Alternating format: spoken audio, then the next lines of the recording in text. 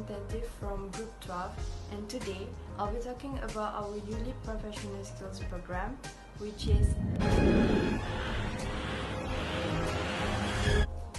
Do you know that over 90% of companies utilize Excel within their business due to its useful and easy to navigate templates? Accountants worldwide are using Excel to make huge business decisions based upon findings while using the software.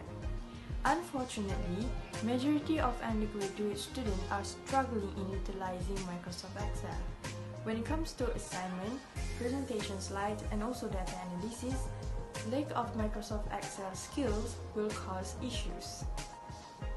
To resolve this issue, we propose a webinar-like event which aims to expose students to the Microsoft Excel skills and shortcuts, as most of students nowadays are not familiar with it.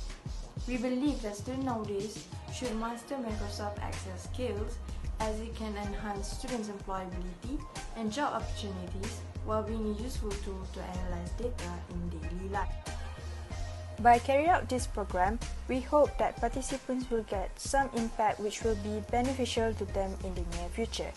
We hope that participants will develop Microsoft Excel skills such as learning to use appropriate procedures or methods.